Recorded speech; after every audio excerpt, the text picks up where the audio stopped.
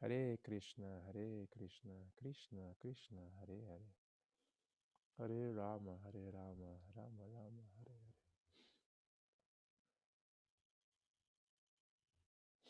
So join me as we recite the invocation mantras to pay respect and obeisances to our spiritual teachers and to Srimad Bhagavatam. Om Namo Bhagavate Vasudevaya. Om Namo Bhagavate Vasudevaya. Om Namo Bhagavate Vasudevaya. Narayanam Namaskritya Naram Chaiva Narotamam Devim Sarasvatim Vyasam Tato Jayam Mudirayet Nasta Priyashu Avadreshu Nityam Bhagavata Sevaya Bhagavate Utamas Loke Bhaktir Bhavati Naistiki. So reading from Srimad Bhagavatam, first canto, Creation, chapter 5. Akalain mo yun. After just few weeks, nasa chapter 5 na tayo. Nahabol na ba namin yung reading mo, Trina? So, masarap basahin tong Srimad Bhagavatam. Um, and also with the study every morning kasi we are churning. Nalalaman natin yung mga stories behind and may mga trivia and may mga facts. And of course, meron tayong mga relevant topics that we could apply in our lives. So, ang nangyari dito is nag si Suta Goswami was asked by Saunaka Rishi, yung head sa Naimisaranya, head ng mga saintly person. So, tinanong nila yung history nung Srimad Bhagavatam. So, napag-usapan si Sukadev Goswami, yung guru ni Suta Goswami, and si Pariksit Maharaj. Sila yung unang nag-uusap doon. Then, tinanong din nila, sino yung guru ni Sukadev Goswami? Si Vyasadev. At the same time, siya rin yung dad ni Vyasadev, yung father niya. And tinanong kung paano kinumpile ni Vyasadev yung Srimad Bhagavatam. Originally, the Vedas is just one in one piece. Pero the people in Kali Yuga, the intelligence is lesser, the attention is lesser, everything is practically less.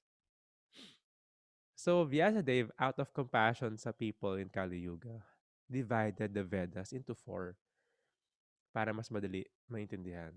He compartmentalized it. And in his mature stage, he um, also added the fifth Veda, which is the Puranas, and also included doon yung Mahabharat. Pero after niya gawin to, it's a big project for him. Sobrang hindi siya satisfied. He still feels incomplete sa heart niya. He's lamenting, he is bewildered, and perfect timing. Minsan mararamdaman natin yon kapag kailangan natin in the right time, in the right place. Darating yung tao tutulong sa atin. Krishna will send them. And sino ba yung best person na pwedeng tumulong sa atin? It is our spiritual teacher. Chapter 5, entitled Narada's Instruction on Srimad Bhagavatam for Vyasadeva. Sutta uvacha atatam sukham asina pasinam bricha birach charavaha devarishi praha viprasim vina pani smayan iva. So kung nakita nyo rito may word na devarishi. Meron tayong word na diniscuss before, Raja Rishi. Raja is king, Rishi is saintly person. Deva Rishi. Deva is just like a demigod, a great personality, and Rishi is a saintly person. So saintly, great personality or demigod. Sutta Goswami said, thus the sage amongst the gods, kaya Deva Rishi, Narada, comfortably seated and apparently smiling, addressed the rishi amongst the brahmana. That is Vyasadeva. So nakasmile. 'Di ba? Ni-receive ni Vyasadeva si Narada Muni. In all Vaishnav etiquette, he standed respectfully and worship Narada Muni as if he is Brahmaji. And also, we discuss about how we should treat the guru and how we should offer our obeisances to them. So, Narada Muni is smiling. Bakit? Alam niya kasi yung cause. Alam niya yung cause ng disappointment, dissatisfaction ni Vyasadeva. So, alam niya na hindi insufficient yung knowledge ni Vyasadeva sa mga nangyayari. Pero alam niya rin kung bakit nangyayari yung dissatisfaction na yun. Text number 2. Addressing Vyasadeva, the son of Parasara, Narada inquired. Nagtanong si Narada Muni, are you satisfied by identifying with the body or the mind as object of self-realization? So, tinanong ni Vyasadeva. Tinanong ni Narada Muni, yung guru niya, si Vyasadeva. So, madalas ganito, before, um, not all the time, pero yung guru is asking questions also the disciple. How's the situation? Or just to emphasize paano yung instructions na ibibigay. Just like this one, alam naman niya na great personality din si Vyasadeva. Pero he was asking, are you satisfied identifying with the body and the mind? So basically, ito yung nga yung inaaral ng sa Vedas eh. Now, we don't have to identify ourselves sa body and sa mind. He mentioned, you are the son of Parasara. He is emphasizing na si Vyasadeva, yung disciple niya, is coming from the line ng mga great personalities. Hindi biro. Parang, how come you are in that situation? You are bewildered in that kind of situation. Eh, galing ka nga sa mga lines ng mga great personalities. Eh. So he was just emphasizing building up the instructions. He has a great father and also the lineage. And sinasabi ni emphasize dito, you're not an ordinary man. According to Srila Prabhupada, sabi dito sa purport, ordinary men with poor fund of knowledge can identify the body as self or the mind as self. But Vyasadeva should not have done so. So yung normal na tao with poor fund of knowledge without understanding what is and who we are really, ang iniisip nila sila yung body, ang iniisip nila sila yung mind.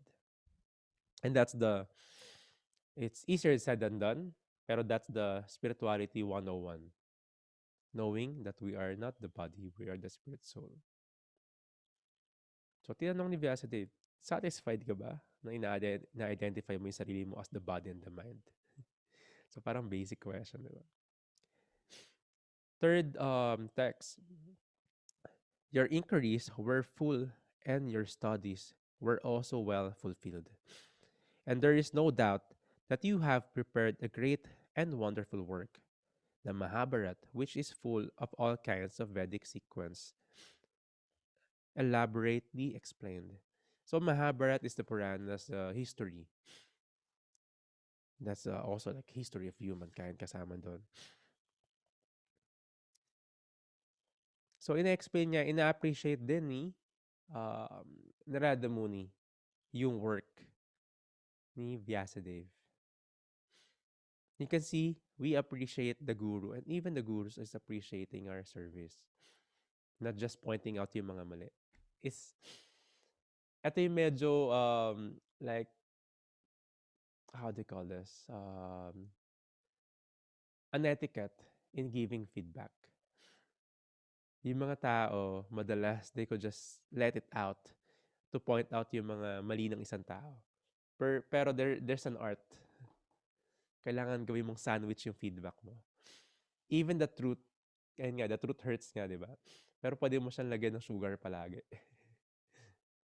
Yung medicine ayaw tanggapin ng bata eh. Minsan kailangan mo siya ilagay sa gitna ng food, ipalaman sa isang food para makain niya.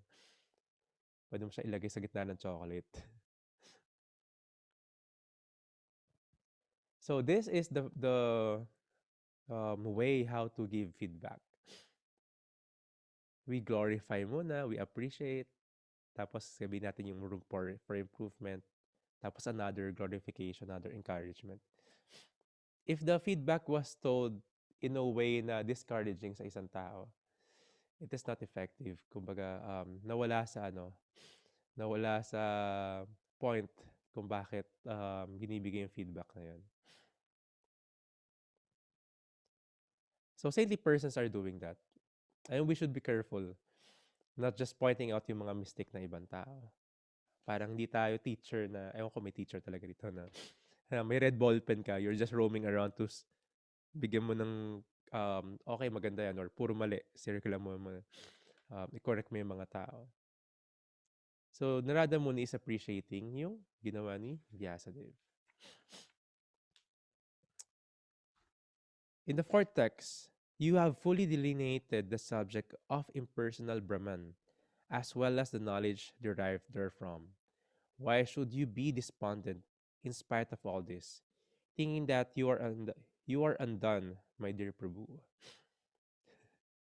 Even the guru is calling the disciple Prabhu. Yeah, in a humble mood. But of course, he was emphasizing ulit yung ginawa ni Vyasadeva. The subject matter of the impersonal Brahman you have mentioned in the um, Vedas. Again, we have three ways to realize Krishna. The impersonal Brahman, seeing him, knowing him, understanding him as he is the um, universe. He is also the light. And then impersonal, walang form. That is mostly for the neophytes. You are praying to the space. Neophytes, neophyte stage. In the yoga ladder, ganun din. So the second is to realize Krishna through Paramatma or the Super Soul. Krishna from within. At yung ginagawa ng mga yogi, they meditate Krishna from within. Pero the pure devotees meditates on Bhagavan, the Supreme Personality of Godhead. He knows the forms of Krishna. He knows the pastime. He knows the name. He knows the activities, the appearance, the reason, the words, the teachings of Krishna. So tinatanong niya, ginawa mo naman yung mga ibang bagay. Especially yung pag-discuss sa impersonal Brahman. So bakit mo nararamdaman yan?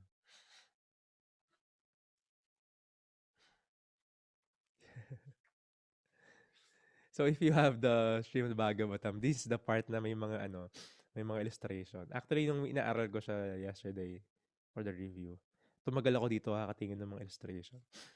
Ito pala yung mga diniscuss natin last time, parang ito yun. So ito yung nangyayari sa kanila ngayon. Si Vyasadeva kausap si Narada Muni. So ang ganda. Srila Prabhupada made an effort, a big effort na we could relish yung Srimad Bhagavatam, yung scriptures, because marami siyang illustration. There's no scriptures na maraming illustration around this world. Because the people in Kali Yuga are visuals as well. They want to see something. Text number 5, Shri Vyasadeva said, so sumagot na siya, all you have said about me is perfectly correct. Despite all this, I am not pacified. I therefore question you about the root cause of my dissatisfaction. For you are a man of unlimited knowledge due to your being the offspring of Brahma, who is self-born without mundane father and mother. So yes, si Lord Brahma, wala siyang nanay. Actually, malungkot nga siya eh. May mga nag-inquire sa kanya. And may time na sinabi niya sa, sa pastime ni Gopa Kumar. Sabi niya, ikaw nga, meron kang parents eh. Eh ako tumubo lang ako sa lotus flower. Hindi siya dumaan doon sa pagiging baby, naging toddler. No, pagkatubo niya yung Lord Brahma na siya. Mature stage na siya. Tas hindi niya alam yung gagawin niya kasi blanko, eh, siya pa lang yung first being, eh. Then you have to meditate. And of course, sa scriptures sa kuwento na yun, nag-meditate siya tapos dumating yung tapa ng word, extraction ni Krishna. You have to perform austerities to receive the instructions.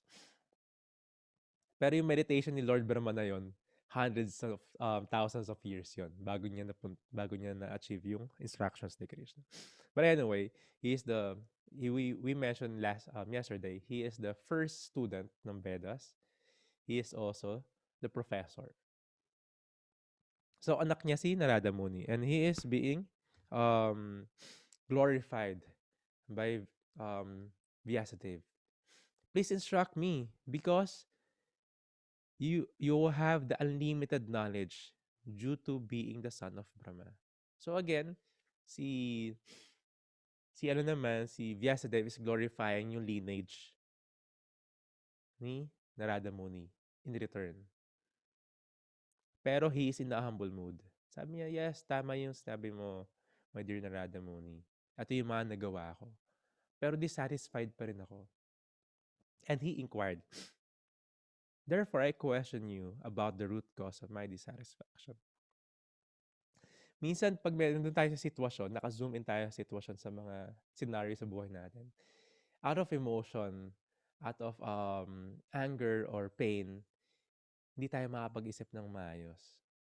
Hindi natin ma-reflect ng maayos kung ano yung root cause. We could address the symptoms, di ba? Pero pag di mo na lahanap yung root cause ng sakit, baliwala. Babalik at babalik pa rin. Just like those who are taking intoxication, they could address the symptoms of loneliness, of depression, of regrets. Pero yung root cause, pag nawala yung tama nung tinake nilang intoxicants, babalik uli siya. Andyan lang siya. Escape lang. But a wise person who wants to know the root cause. It was mentioned here, it is good, therefore, to approach a personality like Narada to solve the root cause of all despondencies. So we should always approach um, a spiritual teacher, a person that could help us. Not just person that could dadamayan tayo sa, meron ganun eh, pwedeng may dumamay sa atin sa pinagdadaanan natin. Pero damay-damay, degrading. Di ba? Ayun nga, well, inom lang natin to.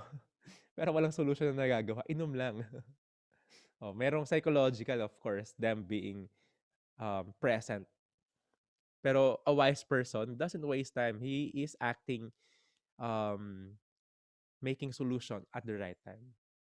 Sabi niya, a success of a leader and even a king, hindi siya nakarely lang sa sarili niya. There are intangible and tangible things and factors for his success. Tangible is, of course, if he's a businessman or a king, may yung treasury niya, yung nasa kupan niya, yan yung mga tangible factors. Pero yung one reason, one big factor ng success ng isang king is yung mga intangible things, yung mga subtle things, yung mga hindi nakikita. Or yeah, minsan nakikita pero hindi siya obvious. And those are the mentors, the ministers. Sino yung mga mentors and ministers ng mga leaders? Sila yung mga napaligid sa kanya, yung mga nag-a-advise sa kanya. If one leader have this set of people around him that could guide him, mentor him, matutulungan siya. And that will be the recipe for success. And sila yung mga behind the scene lang. Hindi naman sila yung parang nasa front line. And the kings are always, especially in the Vedas, in the scriptures, the kings are always surrounded by saintly persons. The Kshatriya should be guided by the Brahmanas. In our lives, we should have mentors. We should have people around us that could help us see kung ano yung nangyayari. Kasi just like Vyasadeva, he is in that situation. Hindi niya alam yung nangyayari. Matalino siya eh. Pero siya yung involved doon.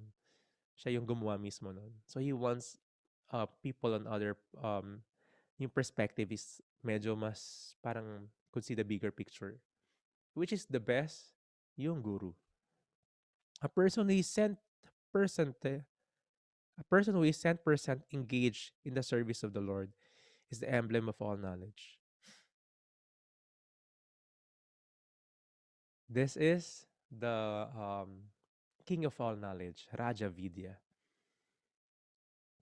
If a person is engaged in the service of Krishna, 100%, ibig sabihin, um, all all ng mga factors sa buhay niya is related sa service kay Krishna. 100%, 1% of all 100% engaged siya kay Krishna. Sila yung mga nasa top ng knowledge. Kasi, first of all, bakit nila ginagawa yon? Alam nila yung king of knowledge. Alam nila pag ginawa nila to, everything will be fulfilled. And even, Sri Prabhupada mentioned, the eightfold perfection of mystic siddhis, yung mga powers sa mysticism, it is just very little for the godly opulence ng isang person engaged in Krishna consciousness. Napakaliit. So that's why yung practice of mysticism is just there. Hindi siya goal ng isang bhakti yogi, ng isang devotee ni Krishna. A devotee of Krishna could develop godly qualities. Hindi yun yung goal niya. His goal is to serve. But automatic na pupunta sa kanya yon, just like the great personalities. So napakalit in comparison yung mga siddhis na to. Like lumalaki sila, mahima, lumiliit sila. So what's the use? Diba? They could, some of them, they could heal through mantras, through energies. Some of them could read minds. What is the use if hindi mo magagamit yun in service of Krishna? They know.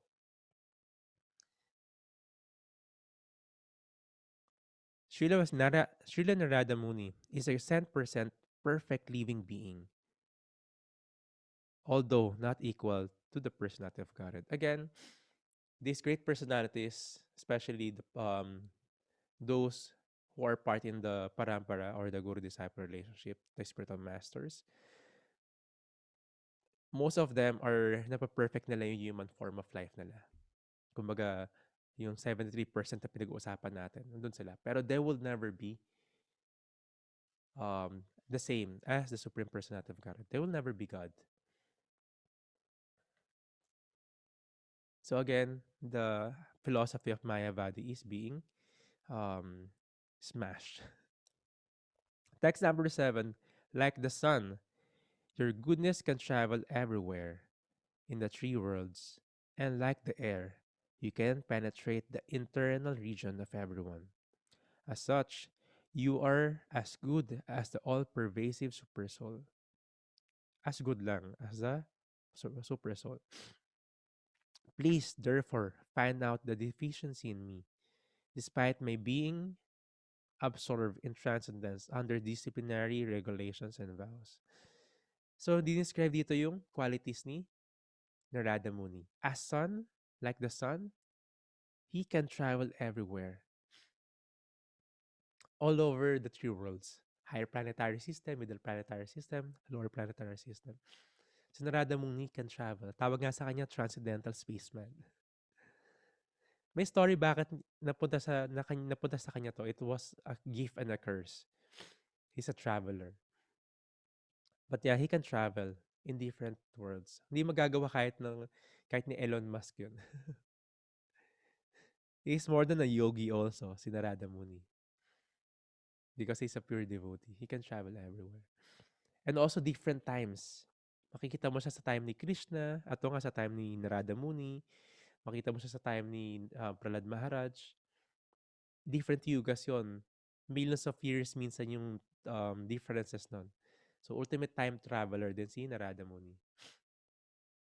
And he can penetrate the internal region of everyone, just like a super soul. In different dimension, he can penetrate. So, again, Narada Muni was being glorified by Vyasadeva. Tapos, magkatanong uli siya. So, we don't ask question directly. We always glorify those great personalities. Then we ask the question. Kumbaga, may palaman yung feedback natin kung ibibigay natin sa subordinate natin. Not to everyone, na, alam ko na yung sekreto to give feedback. Kahit sino pwede ko bigyan ng feedback. No, no. And also, if we question the great personality, we should always have this glorification to him. Not just directly asking question. There's a way, graceful asking question. So sabi niya, even I'm so strict in disciplinary regulations and vows. Ito yung nangyayari sa akin. These details na ginagawa niya, yung mga vows niya. So why? Text number 8. Shri Narada said, so he's answering sa 8 and 9 verse, kung ano yung reason. He's answering si Vyasadeva, yung question ni Vyasadeva, kung bakit siya dissatisfied sa heart. Feeling niya incomplete siya. Shri Narada said, you have not actually broadcast the sublime and spotless glories of the personality of Godhead. That philosophy which does not satisfy the transcendental senses of the Lord is considered worthless. So sinabi na ni Narada Muni, in your project na ginawa mo, yung sa Vedas, pag-compile and pag-categorize, divided the Vedas, you emphasize these things na akala ng tao, ito yung aims of life. Pero hindi mo na broadcast yung sublime and spotless. Spotless means perfect. Glories of personality of Godhead. And itong philosophy na to would satisfy the readers and Krishna himself. At tuloy makapag-satisfy sa mga tao and kay Krishna. So, ibig sabihin, pag wala to, unsatisfied ka automatic. Kasi the individual soul and the supreme soul, meron silang eternal relationship. The individual soul is the servant, and the supreme soul, the super soul, is to be served. So, ginawa lang ni Vyasadeva yung duty niya. Of course, that's also devotional service. Pero hindi niya na-emphasize yung relationship ng dalawa. Hindi niya rin na-emphasize yung pag-glorify, pag-serve. The Lord has explained himself as living being in order to accept loving service from them. The Lord has expanded. So si Krishna, lagi siya nag-expand para mangyari tong glorification, para mangyari tong service sa kanya. So kung hindi na-explain ni Vyasadeva sa Srimad Bhagavatam yun, of course, nawalan ng sense. Even maraming details. Even mukhang successful yung project niya. Pag nawala yung sense of service, loving service kay Krishna, baliwala. So this um, world that we are at, ang daming knowledge na pwede natin makuha. Ang daming informations, ang daming expertise, ang daming courses sa college. Tapos may masteral, tapos may PhD. Ang daming pwede matutunan. Pero what is the essence? Text number 9, although great sage, you have very broadly described 4 principles beginning with religious performance, you have not described the glories of the personality of Godhead, Vasudev. So yung 4 principles na yun, ayun yung 4 aims of life. Na tingin ng mga tao, ayun yung goal. Kung babasahin nyo sa purport, dinescribe doon, those are the 4. Religiosity, dharma, economic development, sense gratification, and salvation. At yung 4. Dharma, artha, kama, and moksha. Religiosity, economic development, sense gratification, and yung salvation, we could also liberation. Term liberation. Itong 4 na to. Religiosity, nga, Radha Charan. Bakit ganun? Religiosity, hindi ba yung ginagawa natin ngayon, yung dharma? So, this is different. This is a preliminary stage lang ng spirituality. Religiosity, the rules and the regulation, the position as well. Pero hindi pa siya love of Godhead. Some of it is just karma. Minsan karma kanda yan. They're doing it for the good karma. to remove the bad karma. We could also call it religiosity. Yung iba, ito yung aim of life. Sa mundong to, pansinin mo sa paligid, ito yung aim of life nila. The fear of God. Fear of God, minsan ginagamit nila yon as panakot. But dapat nila maging mabait. Para hindi sila parusahan. It's way, way extreme. Like a polar difference. South Pole and North Pole, yung pinakadulo. Fear of God and love of God is way, way different. You're doing things because you're fearing na maparusahan, mapunta ka sa karma mo, sa hellish planet and all. That's very different from doing it because you love Krishna. So that's religiosity. Economic development, yes. We want to improve our industrial uh, development, yung money ng society. Of course, personal, kailangan umangat yung buhay, yung lifestyle. Aim ng tao to, career. Mostly nga dito umiikot eh. Saka yung sense gratification. Diba? Bakit nila gustong magkaroon ng mataas na economic status, social status? Kasi they want to have easily access sa sense gratification. Walang disturbance dun sa gratification nila.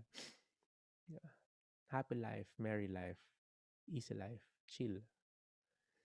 At yung nagiging goal, yung sense gratification. Intoxication, alak, mga instant gratification. They want that. At yung nagiging goal din. And lastly, yung salvation or liberation. Ito yung mga medyo matalino na. They wanted to escape na itong mga to. Itong tatlong to. Kasi kung na-try na nila to, alam nilang pare-pareho lang. Napaikot-ikot lang. Hindi pa rin sila satisfied. Kasi it doesn't feed the soul.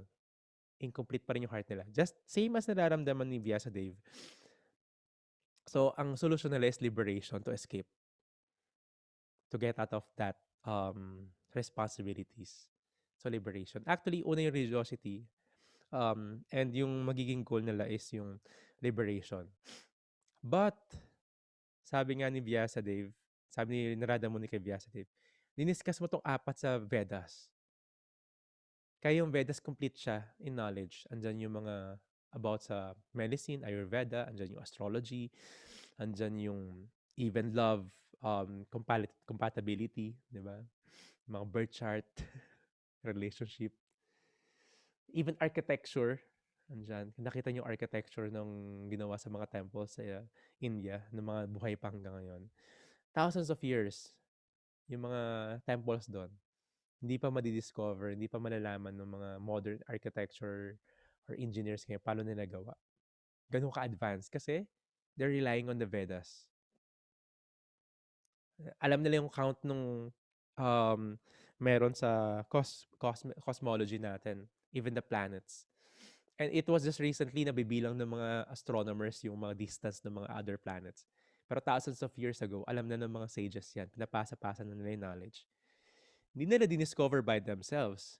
Kasi may manual of life sila. Karon yung creation, may manual yon. So, alam nila. Kasi galing kay Krishna mismo. Siya yung creator. So, ito yung mga knowledge na to. Nasa Vedas. Kinumpile ni Vyasadeva. Pero again, this is just the aim of life materially. Hindi pa to yung the goal and the real aim of life. So, sinabi ni Narada Muni, ginawa mo to naman, Vyasadeva. In-emphasize mo to. Pero, more than sa transcendental loving service kay Krishna, ito yung prominent. Ito, is like pahapiaw lang. Kaya hindi satisfied kasi iba yung naging priority ng Vedas na nagawa mo. So these four is actually, we call it Purusha Arthas or the aims of life. And overemphasize niya ni Vyasadeva. And si guru niya, sabi niya, edit mo yan. Edit mo yung thesis mo, edit mo yung project mo. Kaya ka dissatisfied kasi mali yung naging focus. Kaya yung mga tao magbabasa niya, magiging mali yung conclusion.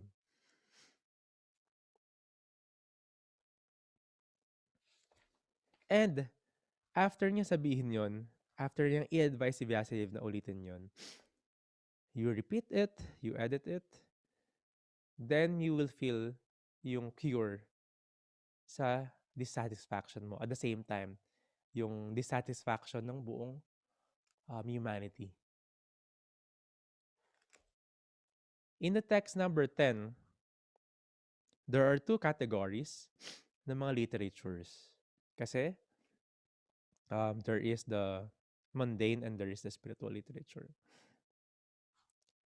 Those words which do not describe the glories of the Lord, who alone can sanctify the atmosphere of the whole universe, are considered by saintly persons to be like unto a place of pilgrimage for crows.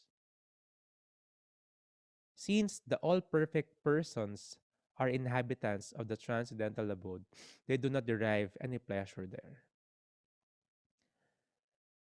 So in-emphasize ni Narada Muni na yung literature, yung Vedic literature na ginagawa mo, Vyasadeva, should not be mundane. Should not focus on mundane things only. Focusing on um, material benefit, which is yung apat na aims of life. Kasi, yung mga saintly person, alam nila, yung mga literature na yon, it's just like a pilgrimage. Pilgrimage para holy visit ng mga hindi saintly person, ng mga crows.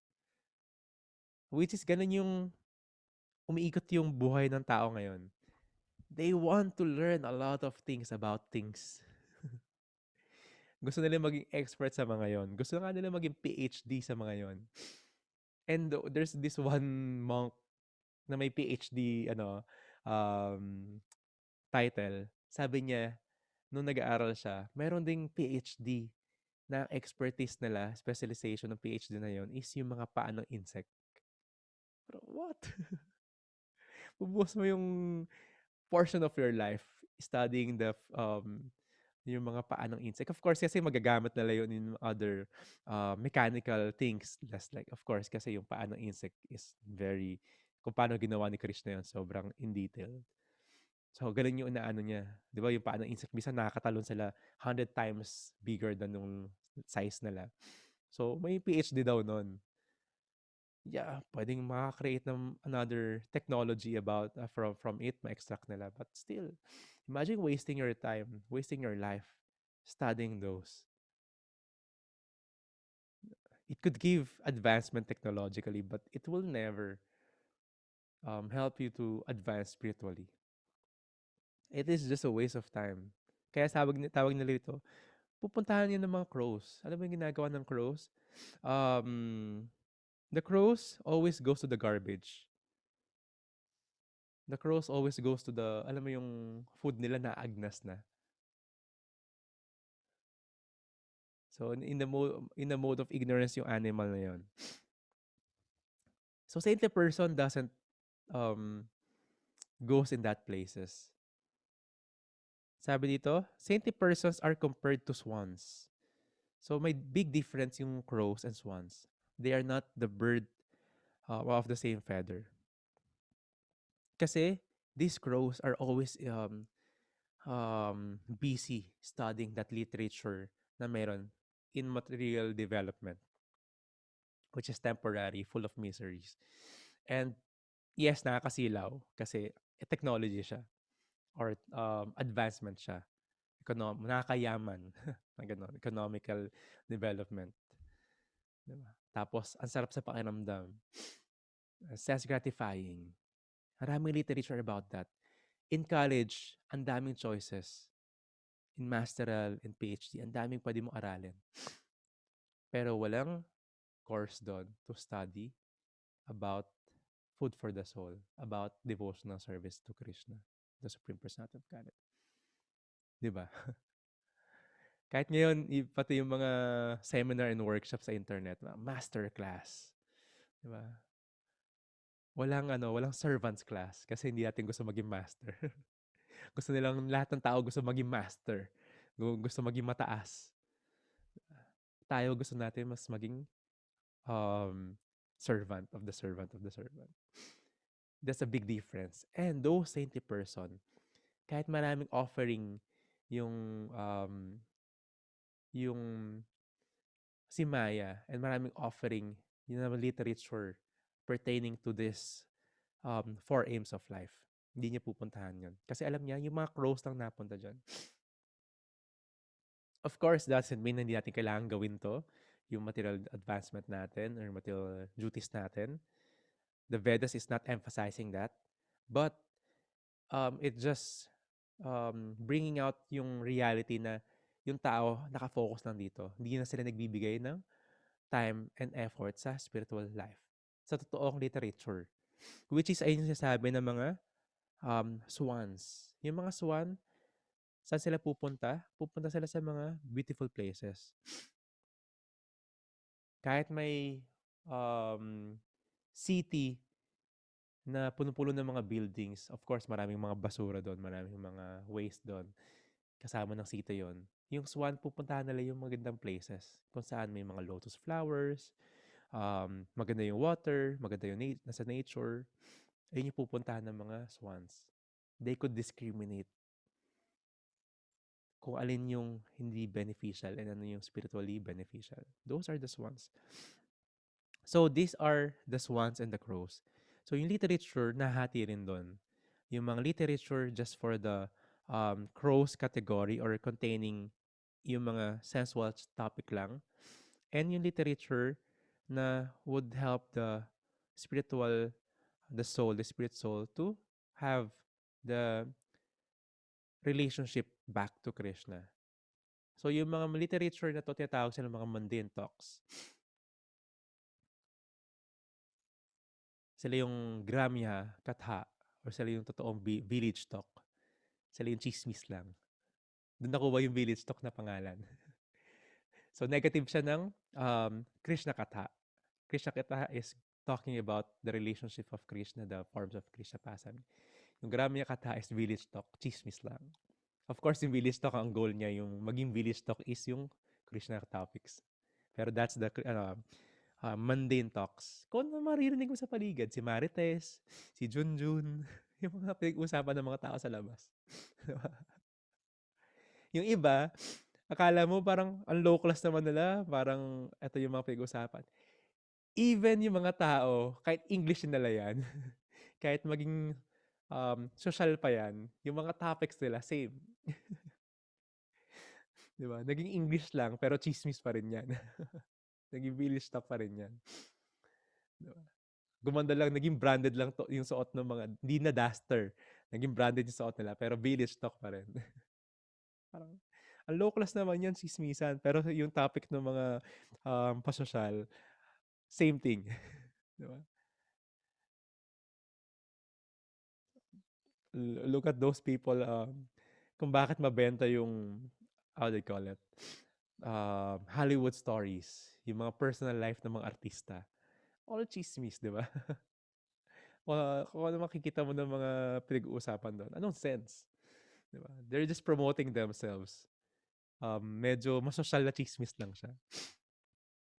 So, doon umiikot yung mga tao. Doon umiikot yung buhay ng mga tao. Talking about sports, talking about all development and all. Diba? Some could be helpful. Some could be different modes.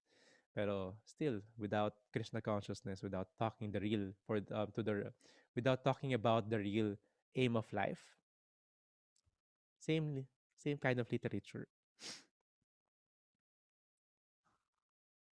In the last verse for today, in the text 11, on the other hand, the literature which is full of descriptions of the transcendental glories of the name, fame, forms, pastimes, etc., of the unlimited Supreme Lord is a different creation, full of transcendental words directed toward bringing about a revolution in the impious lives of these world's misdirect civilization.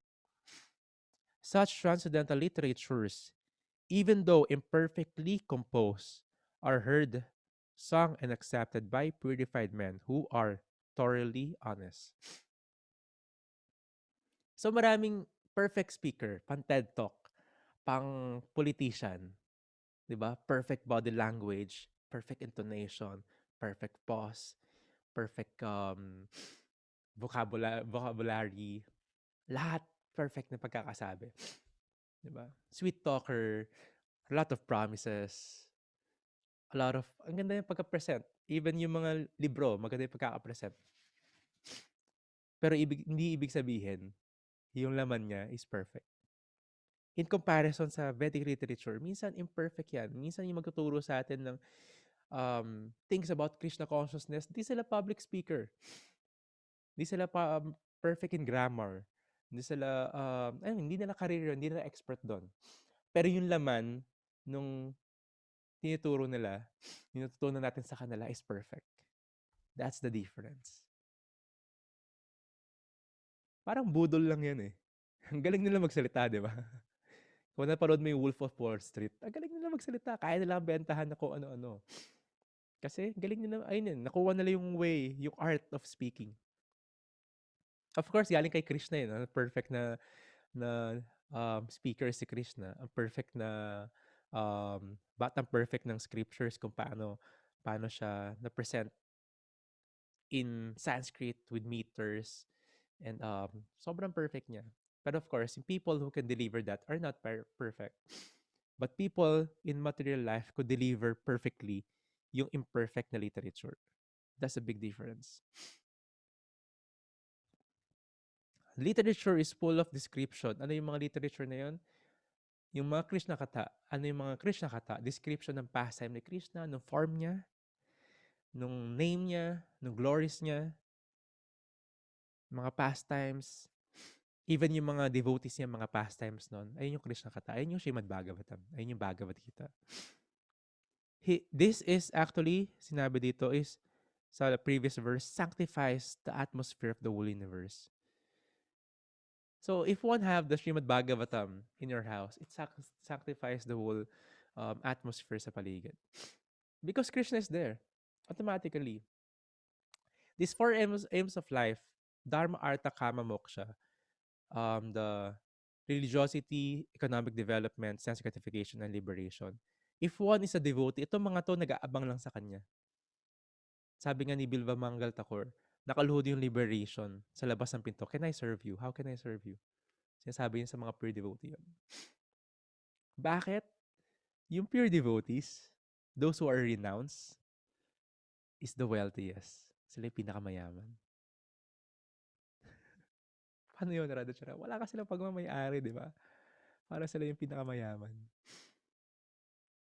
No one could draw the line between being rich and being poor. May sobrang yaman. Pag nalugi yung negosyo siya, kahit may 100 million pa siya, nalugi na ako ba? Walang-wala na ako. Mahirap na ako. May sobrang, alam mo yon, living in the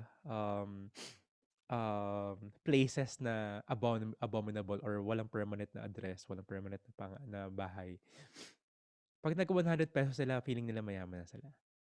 Who can draw the line? Ano yung perfect description? Desire. So pag marami kang desire, pag feeling mo na fulfill desire mo, okay, mayaman ko. Pero pag hindi, ay, hindi. Ang hirap ko pa rin. Kailangan kong kuha pa rin. Kailangan ko pa rin mag-work hard. Pero those people who are renounced, sila yung wealthiest. They don't have any desire. Their wealth is their renunciation. And if one is a great devotee of Krishna, advanced spiritually, he's automatically renounced. Hindi attractive sa kanya yung mga to. Oh yes, yes. Minsan makikita mo yung mga spiritual inclined person gumagamit ng computer. Sarado siya rin gumagamit ng... Hindi ako spiritual inclined person. I'm a student. Pero pag gumagamit siya ng laptop, di ba? Bakit meron siyang internet? They know how to use, di ba? I'm a student and I'm trying to follow the footsteps ng mga teachers na trying to share Krishna consciousness using this technology. They know how to use the technology. Yung great devotee doesn't shy away from these things. Money, technology. They being aware na hindi maging attached doon or gamitin sa hindi magandang bagay. Oh, dumating yung computer. Oh, si Krishna yan. Energy ni Krishna yan. I use it for Krishna consciousness. Even money. That's Lakshmi, partner ni Krishna, and use it for Krishna consciousness. It's how they use it. Does it mean ang saintly person is um, wala siyang gamit sa paligid? He doesn't own it. He knows Krishna owns it. So they are the richest because their desire is being always checked. Ang desire nila is kung ano, bakit sila busy, ano yung pinagkakabalan palagi ng saintly person, is how to spread Krishna to others. Kasi it will save everyone from the miserable life ng repeated birth and death. So, hindi sila attracted doon. And those four aims of life, nakaabang sila. And opulence is always following yung mga saintly person. Opulence is always following Krishna. Liberation even.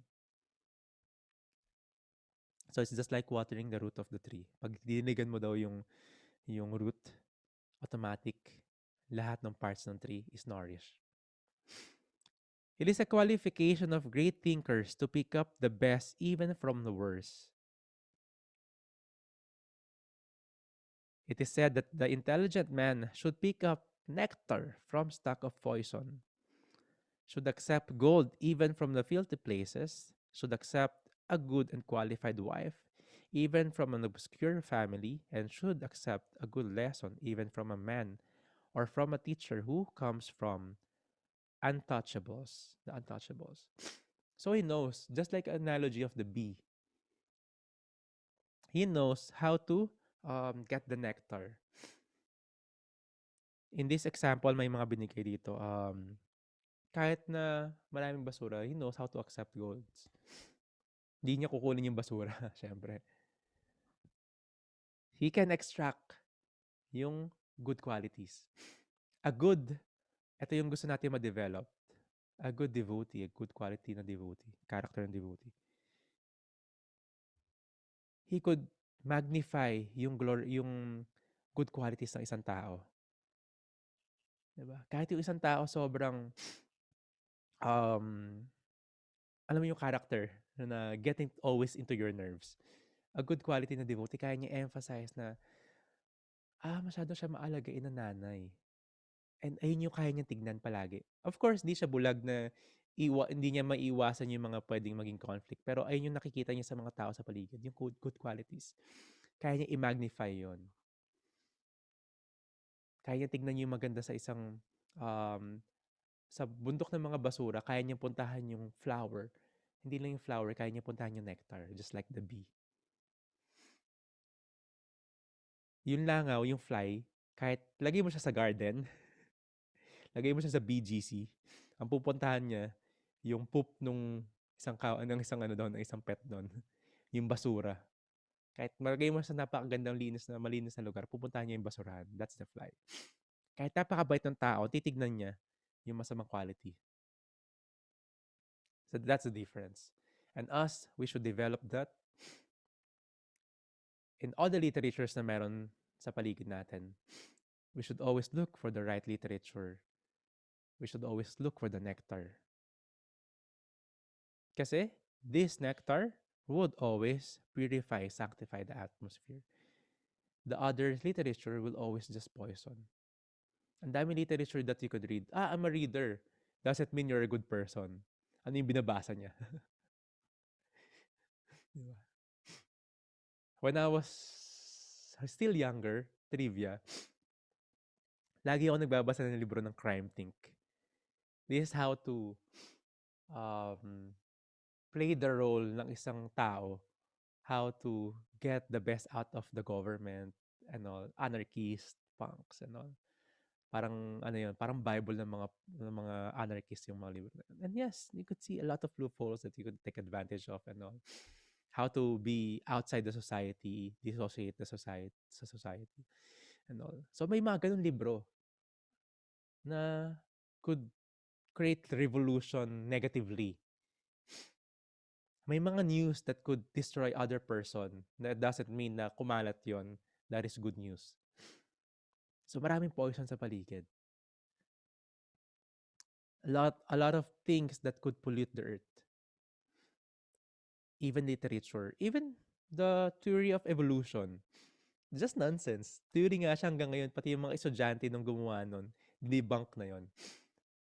Pero it's just having literature to have atheistic mentality. Them not thinking, kasi ang priority nila is sense gratification.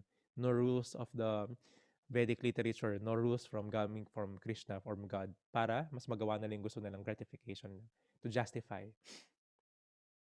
Merong mga even teachers that would garb a saintly person. They would have followers. And ang rule nila, free sex for all. You can have intoxication for all. For what? Kasi maraming follower. They want to do that also. Pero anong authority din sinasabi nila? Wala sa scriptures. Inimbento lang nila yun. Mental speculation lang yun. Mukhang maganda, mukhang tama kasi ang dami gumagawa. Just like intoxication, pag nilagay ng tax, mukhang tama. Diba? Pag like sugal, diba? Ginawang legal yung sugal. Same, sugal din yung iba pero illegal, mali yun. May tax ng isa. Pero it will destroy family, it will destroy your mind, it will destroy, diba?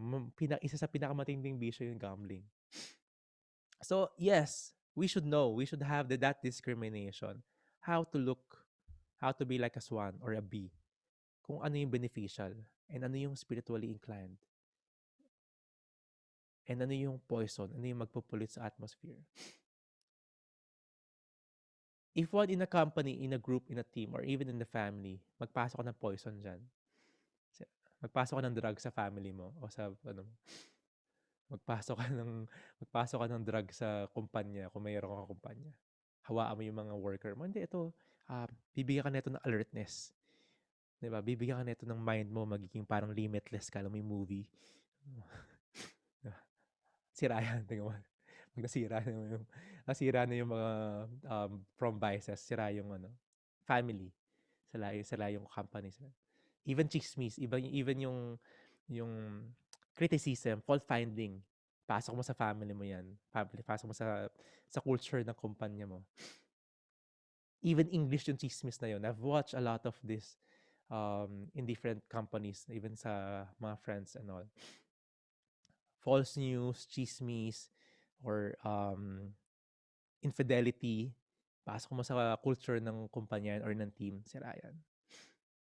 Nakikita mo, may subtle na pollution sa paligid nangyayari. Tapos yung utak ng tao na pollute. And a lot of literatures around us is always like that. And we should always look for the right source, for the cream, for the nectar. We should always follow the footsteps ng mga swan-like saintly person. They know where to go, where to extract kung ano yung literature dapat, then follow the footsteps. Kasi tayo minsan di natin kaya mo-discriminate alin, ano, feeling natin, and we will justify, ito, ikakabuti natin to. No? Pag nag-take ako ng drugs, gaganda yung ano, yung art ko, gaganda yung performance ko kasi hindi ako antokin, alert ako. Without the guidance, again, the leaders have the mentors. They have the advisors, just like Vyasadeva.